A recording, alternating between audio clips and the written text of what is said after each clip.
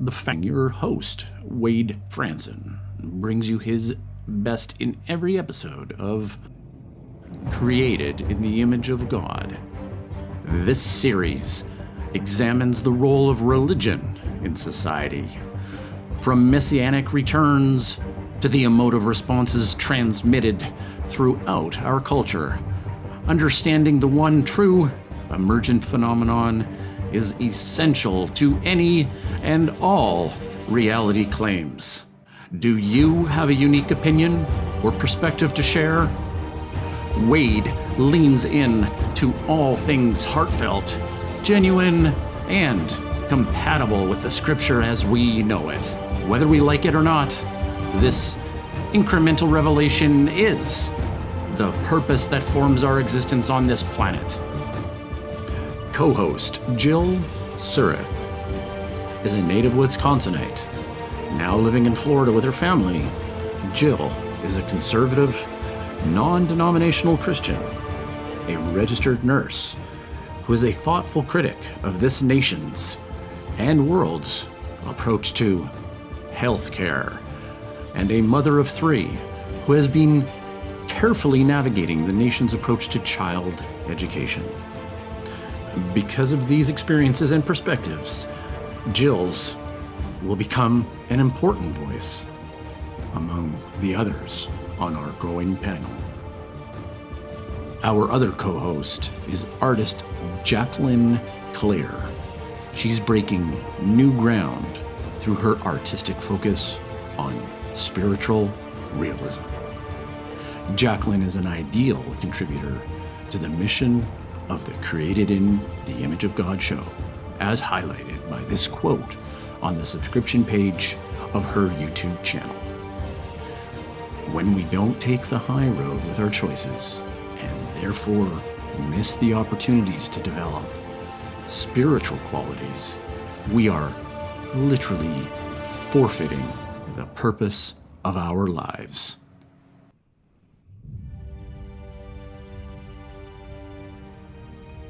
So join us as Jacqueline welcomes this week's guest to the show.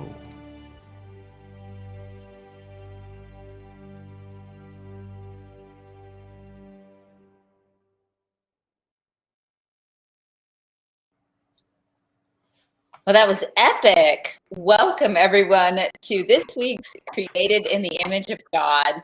I'm going to jump right in and introduce this week's guest, Daniel Sanderson. Daniel is a philosopher, the founder and CEO of PlaySkip. And today we will be discussing the future of democracy and the foundations on which it is built. Daniel, welcome to the show. Thanks for having me. And a repeat guest, I forgot to mention that, repeat guest, Daniel Sanderson. Yeah, we're all friends, right? Yeah, that's great. More than people know. Behind the scenes. Daniel, would you start us off today sharing with our audience, in a nutshell, the first 14 years of your life, really focused on those formative experiences that shaped who you are today? I don't think I realized it until I was much older in life and returned to that childhood formation, that family unit that emerged out of a place called Calgary, Alberta, and on the west coast of Canada. And it effectively, I was born and raised in I would say more or less a blue collar family, a hardworking a family that raised me with I would say good Christian values, although we weren't really a practicing Christian family in terms of going to church. We weren't necessarily against it. We just didn't go to church on a regular basis.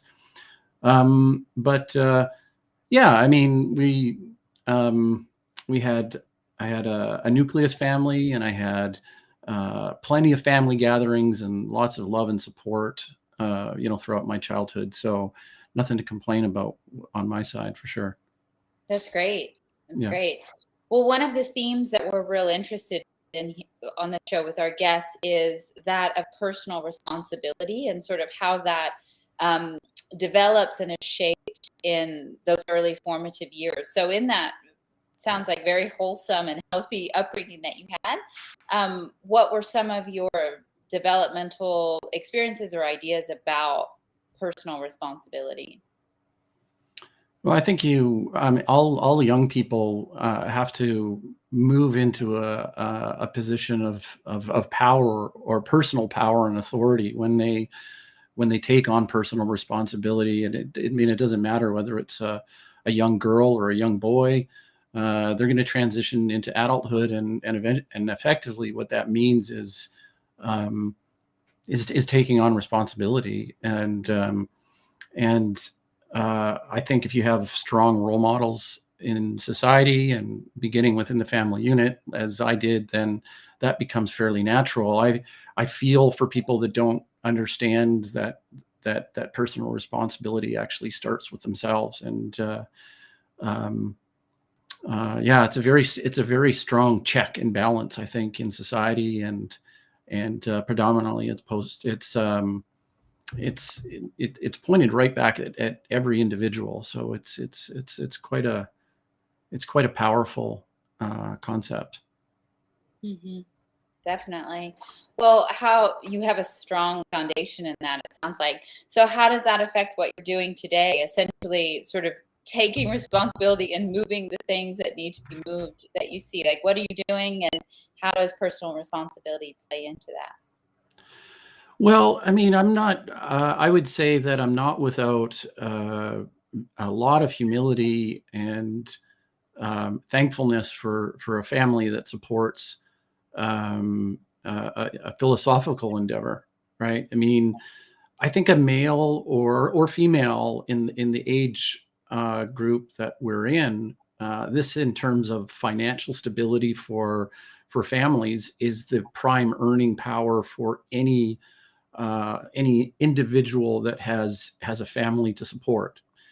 And so if my son or daughter came to me and said, "Hey, Dad, I'd like to be a philosopher," I would have to say to them, there's not a lot of money in that, right? And that's okay, but make sure you have a strong family unit that can support you on that. But I mean, not support you entirely financially, but really is behind you and believes in that approach. You need buy-in from the people that are around you, right? So that's a little bit of the, I guess, the nuance or the recommendation that I'd give anybody that is we kind of live in a culture right now where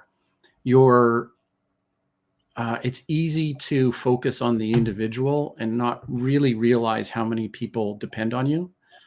And so I think you need to be able to really communicate with the people in your family, and then with the people closest to you. And as long as you've got that support, I think you can do lots of things.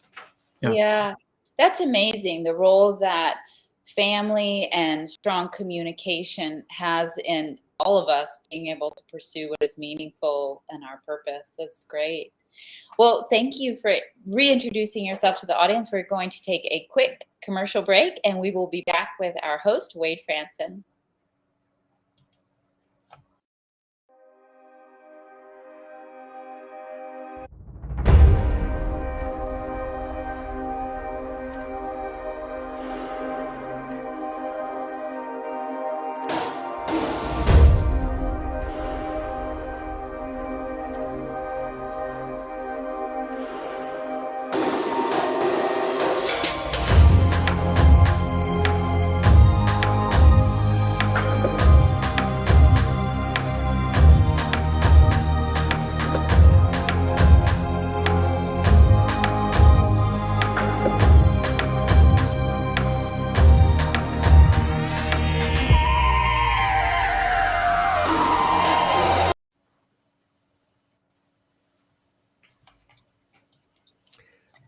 Thank you so much, Jacqueline, for introducing the show. And Daniel, thank you so much for returning to join us here, and for all the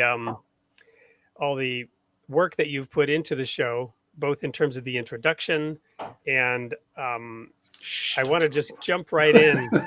I want to just jump right in to something you said while Jacqueline was exploring your background and what you shared about philosophy not necessarily being a lucrative path forward. I'm reminded when I was in my undergrad degree with my guidance counselor wanting to go in the direction of a philosophy degree after my undergrad. And, I majored in theology, so it seemed a natural. And he said, well, unless you want to become a philosophy instructor, your options will be incredibly limited, right? But you have found a way to take that philosophy degree and approach and find a business application for it. And that's in evidence even in your work here on this show. So maybe that's a nice sort of segue in to the idea of applying philosophy to real life. So how are you doing that in your personal life with Plank Sip? And how's that philosophy degree either helping or hindering in that pursuit of financial stability and financial growth for you and your family? Well, I'm working on a campaign right now called Action Orientated Content Creation. It's a buzzword of creating content, and I want to share with the audience a little bit. Wade and I have known each other and developed a friendship over maybe a couple years now, and he comes from a similar background with his publishing company where we are not in a position to take and give somebody a golden ticket. We both have a model that involves either the authors, the academics, fellow philosophers, where we're here to support, we're here to co-create, we're here to co-publish, we're here to co-publish, or not co-publish, but we're here to you publish, but there's the onus on the individual, on the author, and on the thought leader to really make it their own, and that's easier said than done, right? And so this has been the model from day one. I opened and started Plank Sip in 2016, and I think regardless of whether I'm engaging with a corporate client, which I still do actually. I would say about 75% of our funding actually comes from corporate marketing projects that we do to keep the cost for individual one-on-one marketing on our thought leader community. We do that so that we can kind of keep the lights on. So that's the model. And who do I want to work with? Who is that ideal thought leader, that emergent thought leader? Well, Wade, it really is somebody that's is willing to put in the effort and really believes in themselves first and foremost. Quite simply. Yeah, they have to really be convicted that what they have to share is worth sharing and worth investing in sharing, right? In that sense, it's a version of a calling, right? And that's a good segue into the topic tonight, which is democracy. And you've spent an enormous amount of time in the Platonic dialogues and looking at the origins of Greek democracy and the thought behind it. And frankly, the participatory nature, right? The requirement of the individual in the polis to be engaged with the creative process of creating that democracy, of creating the space, the freedom that individuals can experience within such a structure, right? So this is at risk. We just had here in the United States a push for criminal charges against a former president, and we have the Twitter files illustrating things going on the other side of that equation, right? With the FBI and the suppression of information during an election cycle. And so the average citizen of the United States will need to become more engaged or to re-engage in democracy in order to improve the situation, which right now appears to be descending into a black hole. I was blogging for a while, and the last blog I wrote, I think I shared this with you, was when the election had just completed between Donald Trump and Hillary Clinton, and there were these two bald eagles fighting over Florida, and they fell into a drain. They literally fell into a drain, these two bald eagles fighting, and each side was claiming that this was somehow symbolic for the right or for the left. And the point that I made was, no, this is symbolic of our nation going down the drain because the two sides are fighting rather than somehow agreeing to move forward in a positive way. So given these situations, and you've had your share of challenges up in Canada as well over the whole pandemic and the trucker strike and all that stuff, what can we learn from Greek democracy? What can we learn from those Platonic dialogues which you've studied? Well, it's really ironic, actually, to set the tone and the comparison, because simultaneously democracy emerged out of ancient Greece, as we know. But the irony is that the most extensive and probably the most important philosopher and dramatist to emerge out of that time period was Plato. And the irony was that Plato was not a fan of democracy. Like he really wasn't. And but I think wisdom comes with wisdom comes with understanding. And so there's a lot of portions and points in the Platonic dialogue that may sound very abrasive to people, and I'll give a couple examples. The communal marriages. This is very odd and bizarre. Teacher, student, male relationships. Okay, very in a way that is. And I'm not talking about just a homosexual relationship. I'm talking about something that in our culture would fall into the category of pedophilia, right? So it's very distant with some of the ethics that emerged out of that time period. And I think what people need to understand if they're going to study the Platonic dialogues is to look for the gems.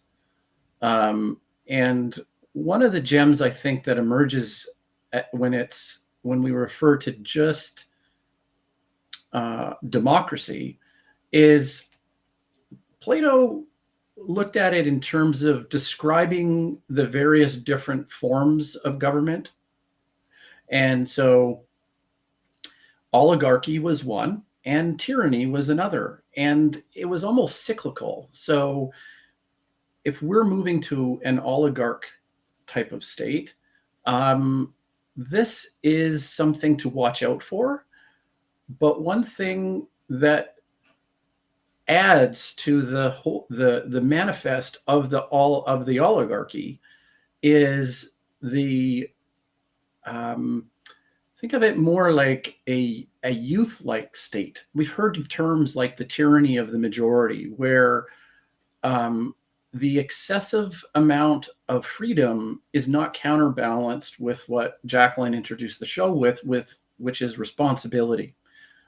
So law and order, responsibility, tradition, where do those come into play? And if we descend into a society of relativism where everybody has the chance to say whatever they want, and I'm not talking free speech here, I'm saying where anything goes on that moral ladder, then we do run the risk of, this is where I agree with the Platonic dialogues, that the wisdom that comes out of that is that's what we have to watch out for, is that shift in psychology, that shift of entitlement, that shift towards a moral relativism.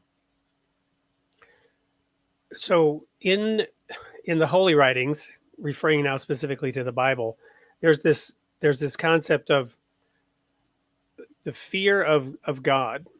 And with fear, we could look into that word, what it means, a deep abiding respect, an awareness that there's an afterlife, an awareness that there will ultimately be some kind of reckoning, some kind of judgment. The fear of God is the beginning of wisdom. So we've covered frequently on this show, going back prior to Greek philosophy and the stories from Genesis, which you and I have had some discussion. I don't think we've ever really fully hashed out the dating and the timing of the original verses in the book of Genesis, but it's generally understood that they predate Greece by many centuries, even by critics of those texts, right? So the story in Genesis about the two trees, the knowledge of the tree of good and evil, and the freedom of choice that was given to Adam and Eve to pursue it, to pursue an intellectual exploration, the knowledge of good and evil on their own, independently of God. That's the very definition of autonomy in a biblical concept, is that they had complete freedom to choose the tree. That's the one they chose, and then there were repercussions. So my point in going into that is that on the one hand, you have that freedom, right? And to your point, the ancient Greeks, they had different ideas about marriage, community. They had different ideas about sexual relations, and ones that by our standard today would be deemed wrong, and by standards leading up to it might also have been deemed wrong, i.e. going back to those biblical texts. But humanity goes in a variety of directions, and we have the freedom to do so. But then there's this call back to a standard, a moral standard. And as Paul said in the book of, or in the New Testament, that those who are mature have, by reason of use, exercised their senses to discern good and evil. So all of these different ideas, all of these different modes of marriage, all of these different modes of sexual expression, they can be seen over time to deliver good fruit or bad fruit. And while that experiment is going on, whether it's an individual experiment over the course of one lifetime, whether it's an experiment that might transcend a couple, 3 generations in a family unit, such as the one that my parents did, experiencing the American dream with alcohol and cigarettes and a descent into alcoholism and divorce and kidnapping and all the things I experienced, or whether it's at a tribal or city-state level, or the American experiment of a federated nation with 50 different states. Approaching these things with discernment, one can come to understand whether there's goodness in it, as you might say, or whether it's leading to something less than good. So how does democracy support that? Or how does democracy make that perhaps more challenging to use that discernment? Is democracy, as Winston Churchill said, the worst form of government except for all the others? Or are there other forms of government that might be superior to democracy, in your estimation? Well, you and I don't see eye to eye on the climate conversation, which is fine. But I take a very militant stance on a solution to climate change. And sometimes I look at people's perspectives and I think sometimes the outlier perspectives help shape and offer humility, deconstruct hubris for the majority, right? So for example, if we look at a book like Animal Farm by George Orwell, obviously the temperament of the political fascist environment at that particular time in the world was pretty chaotic. Nobody at that point, just as we do now, didn't have a crystal ball. They couldn't tell how things were going to unfold, and so he took a non-orthodox perspective, and what emerged from that was a true contribution to society, and it is for history and in your language, it's for God to judge, but there's in my estimate, people that leave that kind of a legacy help define and shape who we are as a civilization, right? Will we forget George Orwell in 4,000 years? I don't know. I have no idea. Seems to me we've already forgotten George Orwell as we Well, see as we see the current culture of censorship, right? The current culture of canceling dissenting voices and of asserting the machinery of the state, even in a nation that was deemed the beacon of freedom at one point. I would just add something that seems a little bit different to that interpretation. I fully understand and I accept every instance of censorship as censorship, but there's something different about our contemporary version of Western censorship. This is not a fascist censorship. Now, I'm not saying that it can't quickly devolve into, right, a degrade Progress. into a Should we say, dare we say progress? progress. Yeah, well, yeah, we're all fascists on this show. So the seed of censorship, we could take more of a conservative approach to say, once you plant that seed, it will get worse and worse and worse and worse and worse, and eventually it'll end up into somewhat similar situation to what we saw in like pre-World War II time period, right? And I don't know if that's entirely the case. I think we're quick to judge because of what happened in history on a large scale, and I don't know if the two censorship examples in history are the same. I think they're different, and I think. But I'm just speculating. That's not an assertion of any point. I think that anytime we automatically fall into a categorization, especially if it has historical a historical reference point, the future is not the past, and the past is not the future. So although we need to be aware of it, I don't know if they're the same. You're familiar with the quote, history doesn't repeat itself, but it does rhyme, right? And there's Yeah. right, and there's these, I call them fractals, right? These patterns, and you see these also in the biblical revelation. You have the Tower of Babel, or Babel, which God calls Babel, confusion, and then you have Babylon, and then you which conquered Israel and took them into captivity. Then you have Babylon the Great in the book of Revelation. I'd like to read a quote just real briefly from an article on this idea of censorship. Just make sure you don't babble on, though. Yeah, exactly. And it's talking about what was occurring, what many people knew and were pointing out, and others were completely denying.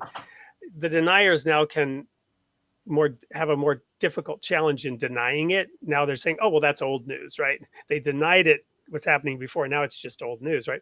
No, the fact is that it was happening. And this is how it was being described. On this basis alone, talking about the revelation of the Twitter files, it is fair to say we are still in lockdown nearly 3 years later. Now, he's applying the term lockdown, obviously from the pandemic, but he's applying it in a broader sense. And he says the impact of all this work that was done between the FBI and Twitter, which is now should be common knowledge for anyone who's got their eyes open, the work that was taking place between the American government in the form of the FBI and Twitter, where there were millions of dollars being paid to Twitter and information and security clearance being given so that Twitter could monitor and control the national conversation during an election about topics that were directly related to that election, just being one example. And then later, the whole pandemic and COVID and vaccines and all that. The impact of all this work was to keep us apart, he writes. The impact was to keep us apart, to keep people from finding each other. Now, last week we talked about, or a couple of weeks ago, we talked about how there's a decline in people admitting, or what's the term, declaring their religious beliefs, as people were leaving traditional Christianity, and it gave three reasons, and one of the big ones was they were finding each other through the internet. The people in this town and that town and the other town that previously had been sort of under the control of the idea that if you weren't a Christian or a religious person, you were a member of godless communism, that those people were isolated. But as the internet enabled them to find each other, that number grew dramatically. So this concept of being able to find others, right, is a core component of democracy, good and bad. I want to bring one more thought in here, and then we're going to cut to a commercial break and bring Jacqueline back in to discuss all this a little bit further. But the other point that I want to raise here is that there may be some who want a theocracy, right? And this idea of the role of religion in society. There are many who expect Jesus will return and supernaturally take control of humanity's affairs and implement a theocracy, a coercive government. And some of the imagery in the Bible and in the book of Revelation absolutely speak to this, right? And that if people disobey God, it will not rain on them. And the idea here is they won't have rain and they won't have crops, right? The idea is here that there will be this coercive, forceful government. It's my opinion that these are merely a proclamation from a God that exists outside of time and space, and therefore can write history in advance. These will be the results and the consequences of the behaviors and actions that you take. So I just want to put out there, because of something you mentioned about us not seeing eye to eye, or the judgment of God that I mentioned. The judgment of God is the judgment that we bring upon ourselves, per Matthew chapter 7, where Jesus said, whatever judgment you use, that's how you're going to be judged. We've talked about the Declaration of Human Rights. So my point is, this grand human experience, going back to the Garden of Eden all the way up to this day with 8 billion people on this planet, is us just reaping what we sow. And the ability to have information, the ability to meet with other people and discuss and consult to figure it out, versus having one side so dominate the conversation that this dialogue can't happen, right? It's interesting, going back to the Platonic dialogues, right? This dialogue has to happen. And one side asserting itself and controlling that narrative and controlling that dialogue, in that sense, distorting the truth. So amplifying the echo chamber that it becomes impossible to see reality, right? In that sense, maybe shoving people back into the cave that Plato said we were all in, as the shadows danced around the front of the cave. When we come back, I want to talk more about this topic. Right, and how you feel about that kind of a path forward, this discussion, this transparency. Can we move in that direction within a democracy, or does there need to be more control and coercion? This fascism light, in order to control the dialogue and maybe march everyone in lockstep towards a solution for climate change. Wow. Yeah, I mean, I think I was following a particular thought thread, and then the climate change went in there at the last minute. But to pull it all back to about democracy, I think, and then comparing that to my vision or my idea, right? And I don't think people, and it's not an opinion. It's how I cope with and how I present something in a new light that that doesn't have to be swallowed entirely. So as I explain a military-like response to climate response, there's justified reasons for it. And but if I'm defeated in the conversation, if the dialogue isn't even possible, from the moment we walk into the room or the moment that we initiate a conversation, then it's that process of dialogue is defeated before it even has a chance to flourish. And just to point out, there's a lot of the dialogues that actually ended up in I think it's called aporia, and that just means it ends up in we don't know. We don't we don't know. It's no answer. A lot of the early dialogues were a big question mark at the end. And I think we've all been in there. If we get in a room, we try and have a conversation and try and sort something out, and everybody brings something to the table. My personal feeling on it is that it depends what you bring to the table, right? And some people bring more to the table than others. Quite simple. And so, is everybody's opinion equal? Sure. It doesn't mean that we act on everything equally. I mean, this is why we have a democracy. We vote on it. So, anyways, commercial break. All and right. Jacqueline's coming back. Absolutely. Thank you, everyone. We'll go to a quick commercial break, and we'll be back in a minute.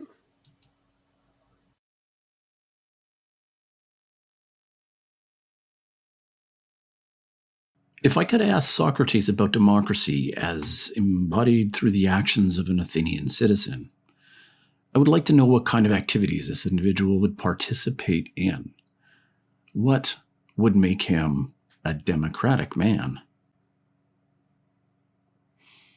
Neither does he receive or let pass into the fortress any true word of advice.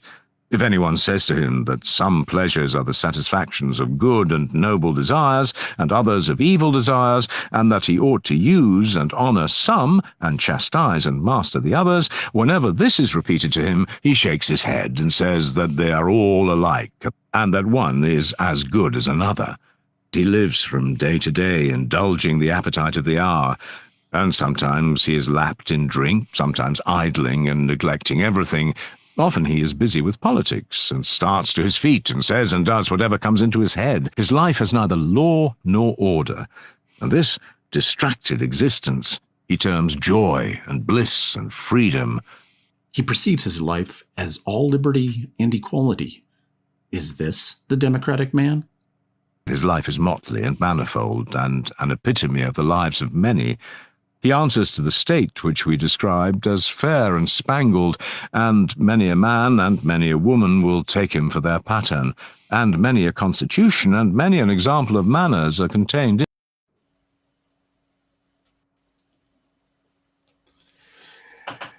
Thank you. So, Jacqueline, you were listening backstage. What are your thoughts that you'd like to share as a result of hearing Daniel and I? Yeah, it's super juicy, and you guys are talking about really important stuff. And I was impressed that, and I guess it's just where we are with transparency things coming out with the Twitter files, that sort of thing. I'll be honest, I didn't have one question yet. I was just enjoying the sort of ping pong of where this goes. Well, I've got a great question, and that's just to repeat the one Daniel asked at the end. Is everybody's opinion equal? Or of equal value? That's such a risky question to answer. I want to say, right, the woo part of me and the maternal part of me and all of this wants to say yes. But I think that people are incredibly susceptible to brainwashing and sort of bribery on all levels. And I'm not talking about politicians being bribed. I mean, sort of like getting free stuff sort of mindset. So I actually think there should be regulations as far as who is able to influence policy, because it's proving itself so easy to corrupt. Twitter files as an example. So yeah, I think. Well, let me frame it in the question of art. As an artist, you're probably aware of some artists who you think their work is really important, but nobody knows about them at all. And then there's somebody else, who everybody knows, whether it's Salvador Dali or Picasso, or those are just two that come to mind. Um, and yet, is their artistic opinion more valuable than the one that nobody's listening to? And right, does art Yeah. is maybe a microcosm of that idea of influence. Yeah, that's a very fair question. Where I thought you were going with that, and I was going to say absolutely not, was the idea that I think has been very dangerous and kind of precursor to the decay of everything else in society, of anything being art. It's because it's very emperor wore no clothes. Like any, sure, that, sock with a hole in it, that is art, if that's what you think. And again, I think that's sort of the world we're living in now.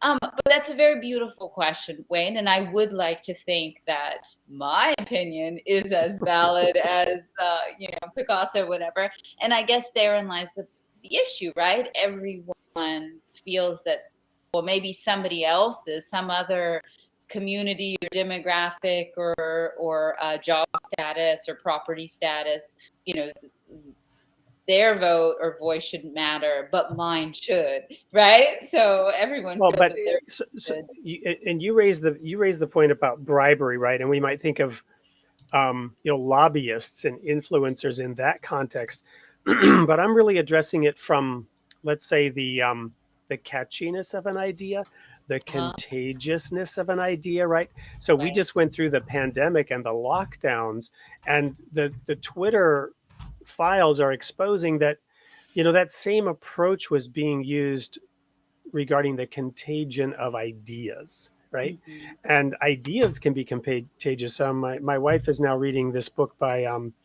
God Sad, The Parasitic Mind. And he talks about how the, there are certain ideas that are infectious, right? And these worm their way into our thinking, and they're toxic. They're like crack cocaine. They're very infectious and addictive, and they spread broadly. So this is what they're trying to do, right? Is determine which ideas deserve to be curbed, deserve to have a mask put on them, or not. Daniel, I think you've got probably something to add to this conversation.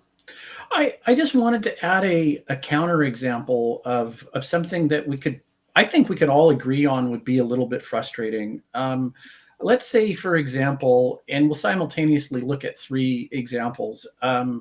If there was a group of philosophers, if there was a group of people wanting to do thought leadership or publishing or art, and we got into a group, and we were all in these individual groups, and everybody had an opinion on how to create art or publish a book or run a media outlet, right? Okay, everybody had an equal opinion on how to approach it. I would feel very frustrated if my opinion only counted for one vote in that situation, right? And I am not afraid to look at somebody who has a lot of experience, a lot of expertise, somewhat of a framework for meritocracy here, but it's what you bring to that group as well. And I think if you can approach it from a rational standpoint, and then maybe say, for example, Jacqueline, if you're amongst a bunch of artists that are complete blueberries or newbies and have no idea how to do it, like, to actually put, say, oil on a canvas. I'm not sure what your medium is, but you'd have to say, wait a minute, like there's going to be a difference in outcome here, right? Not everybody, has equal say on what. I'm not saying what's good art, but what I'm saying is how to do something, right? Yeah. And I think that's the point, is that what is the teleology of these little projects that we're doing? What is the goal? What are we trying to accomplish here, right? And then I think that sometimes we lose that focus. Mm-hmm. Is it a question of equality of opportunity versus equality of outcome? Is that part of it? Well, I think the buzz phrase of opportunity of outcome is kind of a bit of a trap. I think maybe that resonates with both of us, Wade. But the opportunity doesn't always hit people at the same point in time. I may have been practicing my art for 20 years. Jacqueline may have been painting for 20 years. Wade, you've been in the industry for 20 years. There's a difference between somebody that has that practice and has that expertise. And going back to the military type of structure, how would we organize society if that's how we had to, organize people? I mean, you would put the engineers in a place where we needed to have bridges built. I mean, it's just, Right. you have to put the right qualified people in the right places. And I think maybe that's part of how I've defined the calling, to bring it back to what Wade was talking earlier in the show. The calling is being able to say that I see a gap, and I know that my capabilities and abilities have an ability to fill that gap.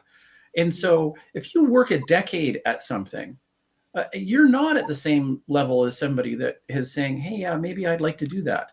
Yeah, there's a Right? general consensus that a decade is needed to master anything. At 10 years, I mean, of course, it's a general Yeah. rule of thumb, right? Yeah. But then again, it might be in the mind of the doer or the beholder, right? That believes, oh yes, my thing is more valuable. So that's why I actually threw this comment out there, because to explode this out at the macro level, the Soviet Union was an experiment in centralized control, among other things, right?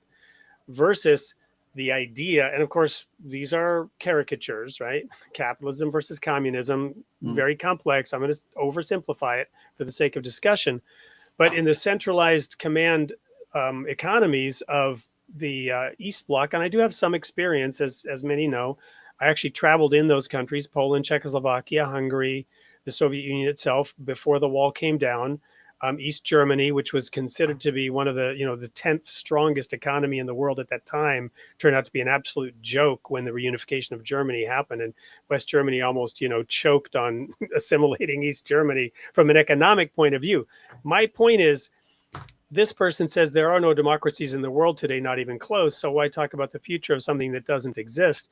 Well, because we are all experimenting, right? Going back to that Garden of Eden, the freedom that we have, the United States Declaration of Independence, those unalienable rights to life, liberty, and the pursuit of happiness. That's the baseline that's trying to be created in the West, right? The U.S. model of so-called capitalism was freedom to not have somebody else tell you what you could or couldn't be, or what field you should or shouldn't work in. If you wanted to waste your life trying to become a Hollywood actor and spend your whole life working in a dive restaurant as a waitress, calling yourself an actress, that was your choice, and you could continue to live that dream, and you might just make it through. And the robust economy, the diverse economy that we had here in the United States, allows that freedom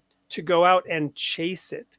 When I spent 10 years living in a socialist country as an adult in Germany, and I was in Sweden as a child as well, at the end of that time, I realized that my opportunity was compressed. The bottom was lifted up and held up to a higher standard. The top was pushed down, but there was limited mobility within that. And ultimately, I didn't like that. And that's one of the reasons I returned to the United States, so that I would have the freedom to gamble with my life without a safety net, right? And in an environment where there were less controls and less coercion. And if I wanted to, throw those dice and shoot for the stars and maybe end up homeless, that was my choice, right? And as we begin then to try to weave the fabric of society differently, to try to ensure equality of outcomes, regardless of what people do, we all become more constrained. And this is the challenge that we have. I'm not advocating for capitalism, as you know, in this caricature, and I'm not advocating against communism in this caricature. From an economic perspective, I'm just describing that one gives you greater freedom, risk reward, and the other one gives you more constraints. And somewhere in the middle is a balance. And it has, and I'm not even saying what the elements are of each, right? So no, there are no pure democracies in the world. I actually lived in Switzerland for a while. That's one of the purest, to answer Tel Conter 1962. In Switzerland, they have perhaps a closer form of democracy than most other nations in a pluralistic society with 4 national languages. Sorry, went off on a tangent there in a lot of different directions, but what are your thoughts about all that in terms of this idea of, you know, bringing it back to art, if you will, and why some artists succeed and others don't, and is that fair and is that right? Again, these are such deep, long conversations as far as that, because in some ways it's luck, and there's something fair about that. It's up to just the way the cookie crumbles. But art is so influenced by grants and the pushing around money and stuff like that. So, but even then, you can't force people to like it. You can try to cram art down people's throats, and it kind of works in a way. But then it's not even art. Yeah, I mean, it's not democratic, though, is the problem. I think it is on lower levels, but on like the very high echelon of art, it's a cover for all kinds of other stuff. And again, there's all kinds of like government money that goes into it, or all kinds of less savory things. So it's hard to have these discussions because none of these forms of economy or government have ever been done without corruption and misuse. So then it sort of comes back to the question of, okay, corruption and misuse is inevitable. What's the safest form of structure with that reality in mind? Where does corruption come from? What is the source of corruption? Why is corruption always present? Do some systems eliminate it to a better degree? Was there more or less corruption in the economies of the East during the Cold War, or in the economies of the West during the Cold War? I would say probably the West. Yeah, I think there was more corruption in the communist type of fascist limited. I guess like where the few hold the power. I mean, I can resonate with. I think America, as a Canadian, I think America gets thrown under the bus a lot, and I think there's. I mean, if you say that it is the biggest world power, just arguably, I mean, there might be people that disagree with me on this, but if they are the biggest superpower in the world, and let's call them the benevolent dictator. What a wonderful dictator to have. I tell you, like, I could think of many different ways of society unfolding where, you know, the last 100 years of history would not be anything like we've been able to experience.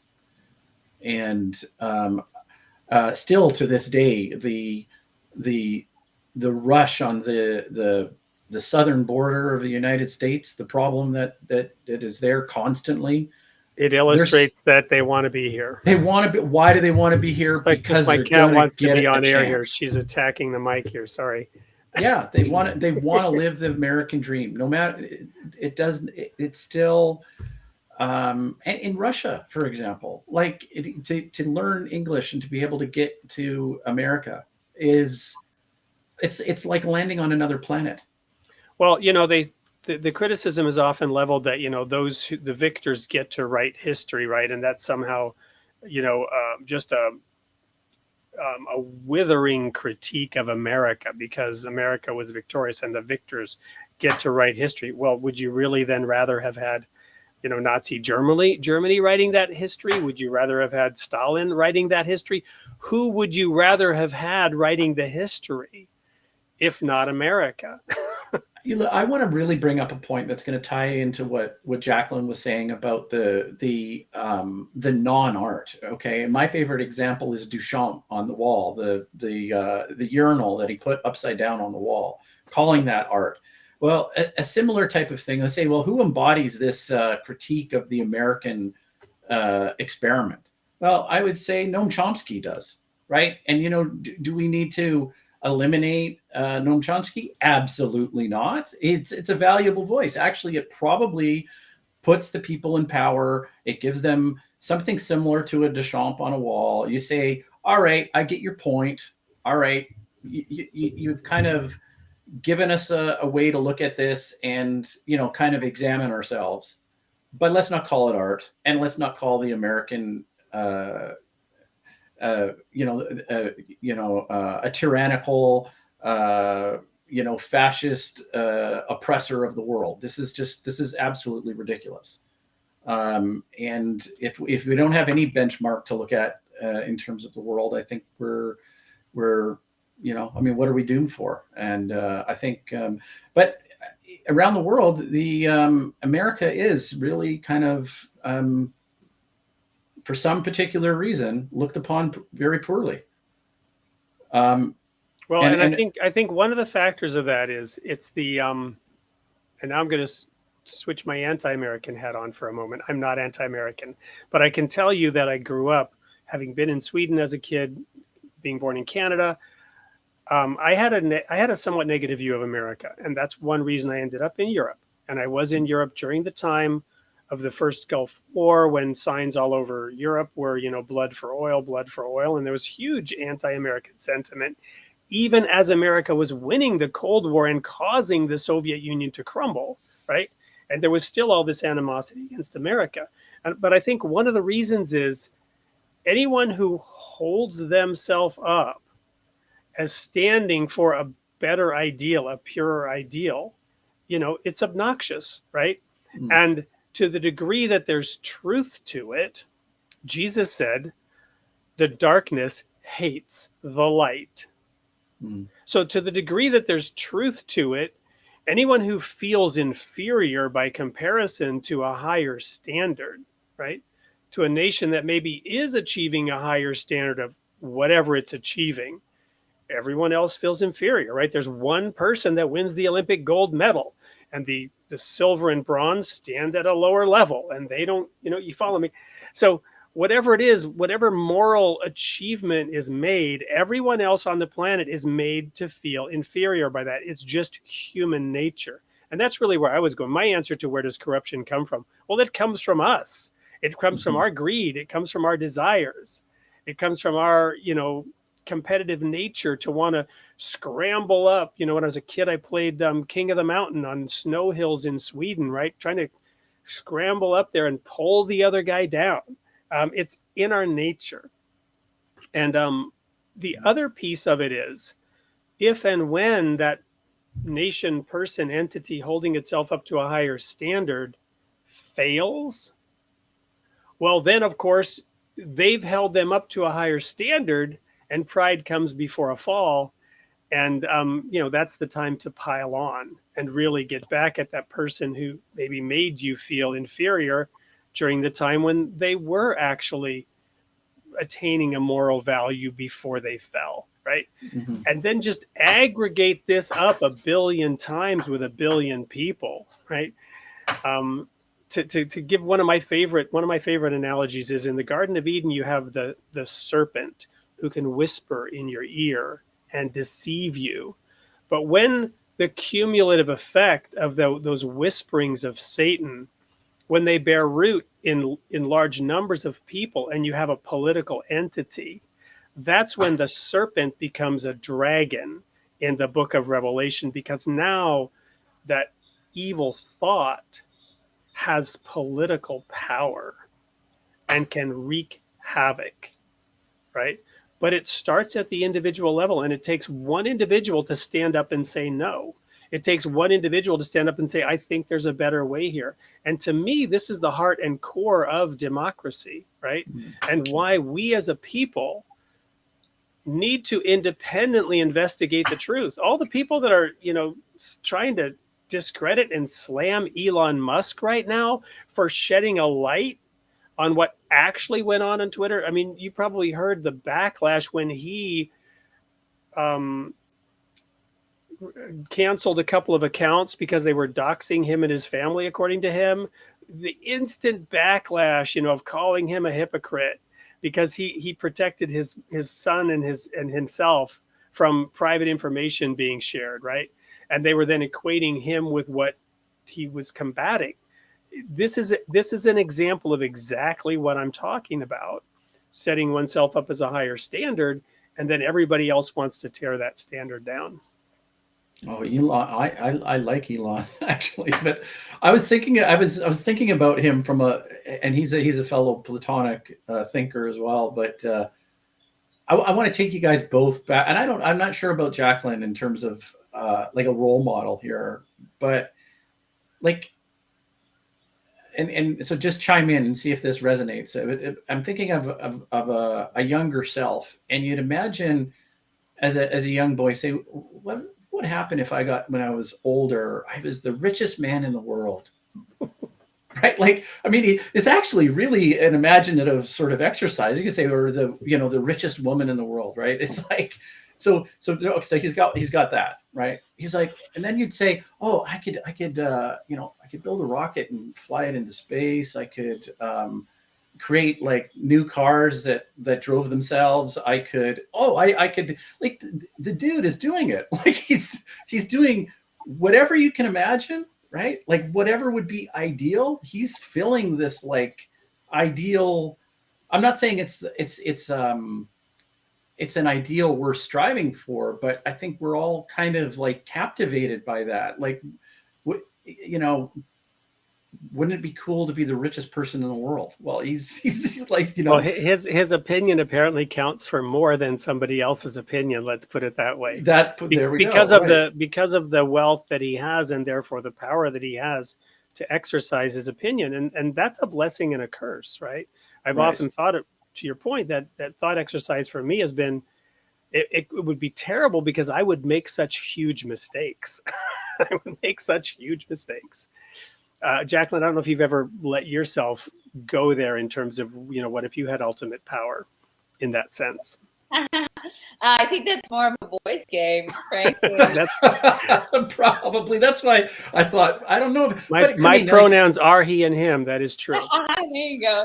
But there is something I wanted to comment on. Wade, you used the word moral several times when you were talking about America holding itself to this higher standard. And it's very true in terms of excellence and ingenuity and freeing the slaves and many moral choices. But I would say at its root, as far as like the morality of the individual and like the upholding of family, I think we have fallen short on that. And I think that's one reason why we come across as kind of crass and bombastic and licentious and stuff. And also one reason why we are struggling now, because we are so splintered at the level of family and individual. So that would be my critique for America, that it has yet to take its place leading the world spiritually. Well, thank you, Jacqueline. And you're absolutely right. The nation has veered unbelievably far into materialism and into relativism, which gets back to the conversation earlier about the different family models, right, that were happening in Greek society, which of course was then conquered by the Romans, right? For many of those same reasons, because their strength as a people to establish their ideas in the marketplace of ideas around the world at that time, right? The society and the culture that they built couldn't withstand the raw strength that was being built by a different society. Daniel, I don't know what your thoughts are on that. You probably know the history far better than my caricature of it that I just shared. Well, the ancient Greek that we were talking about with the emergence of the of democracy was really, it was Sparta, and I think that's why Plato was. He saw a democratic government destroy and be the cause for the downfall of Athens, right? And so that's why he had a bias towards that. But it was the Spartan way of life, that militaristic, fascist, way of life that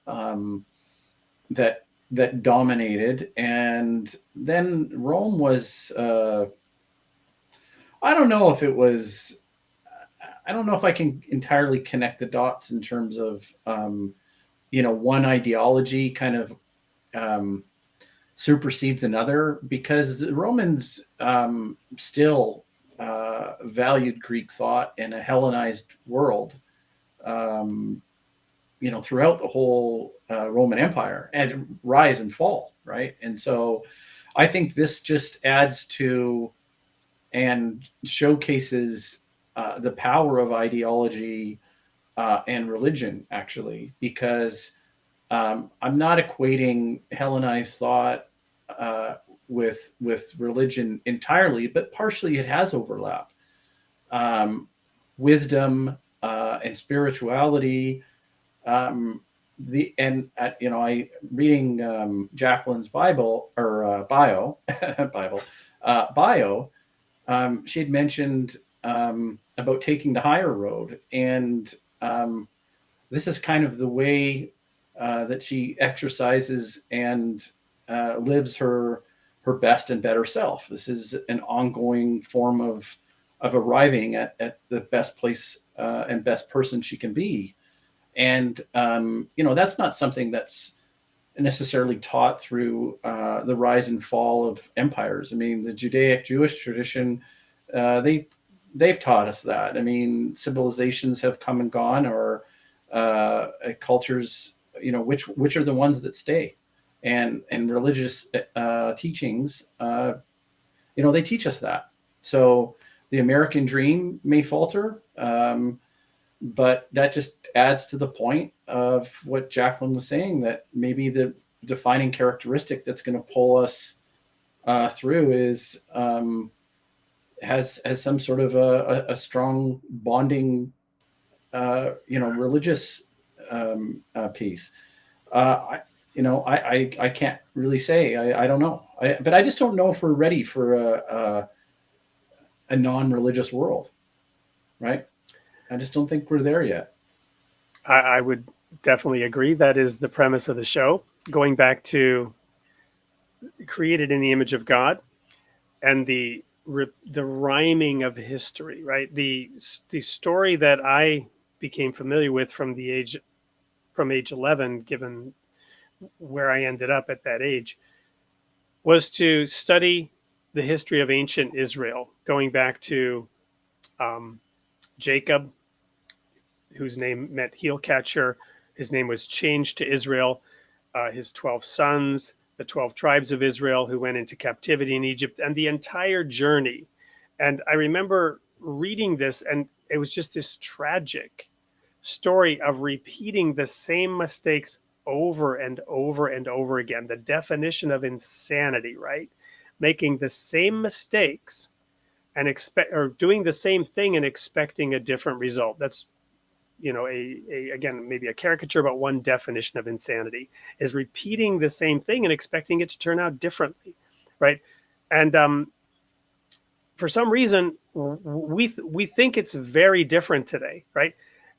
We think that it can have completely different outcomes than have been repeated over and over and over again in history.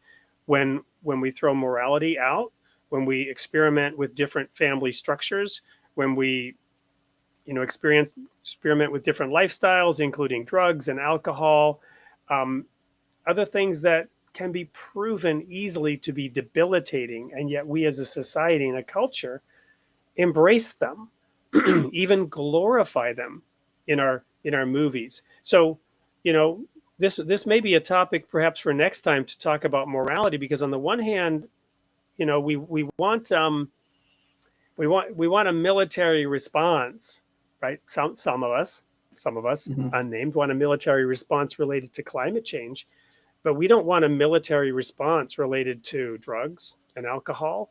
We want them to become legalized, across the whole nation.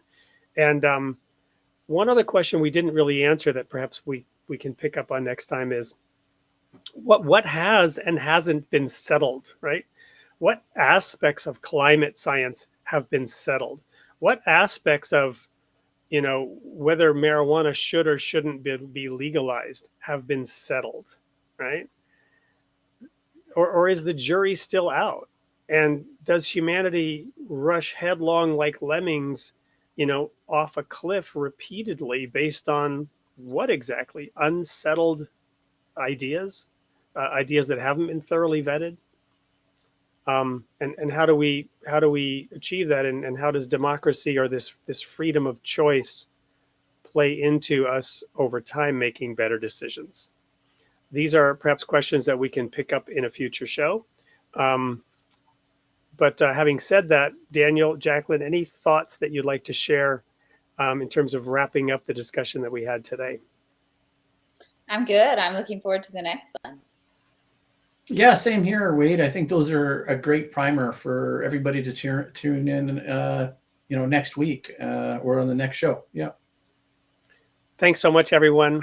And click subscribe. Remember to look up Jacqueline Clare. Do you want to give a moment to share where people can find you and your show, Jacqueline?